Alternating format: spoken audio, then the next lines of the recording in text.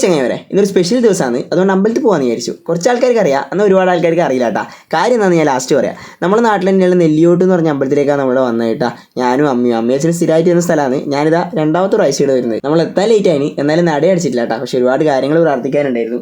ഞാൻ എപ്പോൾ പറയുന്ന പോലെ നമ്മൾ ഒരുപാട് സങ്കടങ്ങൾ അങ്ങോട്ട് തുറന്നു പറയുമ്പോൾ നമുക്ക് കിട്ടുന്ന ഒരു ഊർജ്ജമുണ്ട് ജീവിക്കാൻ വേണ്ടിയിട്ട്. അല്ല പിന്നെ അങ്ങനെ പ്രസാദം കിട്ടി. കുളി കഴിഞ്ഞ് കഴിഞ്ഞാൽ എനിക്കിങ്ങനെ ചന്ദനം വെക്കുന്ന പതിവാന്നിട്ടാ. അങ്ങനെ നമ്മൾ അയ്യപ്പൻ്റെ നടിയിൽ പോയി പ്രാർത്ഥിച്ചു. ഇനി ഞാൻ കാര്യം പറഞ്ഞുതരാം. എൻ്റെ പിറന്നാളാന്നിട്ടേ ഇന്ന്.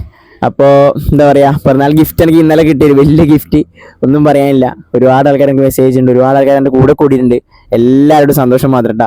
അപ്പോൾ എന്താ പറയുക, നല്ല നല്ല വീഡിയോസ് ആയിട്ട് ഇനി അങ്ങോട്ടേക്ക് ഉണ്ടാവും. പിറന്നാളായതുകൊണ്ട് തന്നെ ഇന്നൊരു സുഖമുണ്ട് മനസ്സിന്. അമ്മയും ഞാനും കൂടി അടുത്തുള്ള ഒരു അമ്പലത്തിൽ വന്നിട്ടുള്ളത്. ഇനി ഇവിടുന്നാണ് ബാക്കി പരിപാടിക്കെല്ലാം തുടക്കം. അപ്പോൾ ഇനിയുള്ള യാത്രയിൽ നിങ്ങളും നല്ല സപ്പോർട്ടായിട്ട് എൻ്റെ കൂടെ ഉണ്ടാവണം. വേറൊന്നും ഒരു ടൈമിൽ എനിക്ക് പറയാൻ കിട്ടുന്നില്ല. ഇടുന്നതിന് നല്ല തുടക്കമാകട്ടെ. അപ്പോൾ തിരിച്ചറിവുണ്ട് കേട്ടോ, ഒരുപാട് തിരിച്ചറിവ് എല്ലായിട്ടാണ് മുന്നോട്ട് പോകുന്നത്.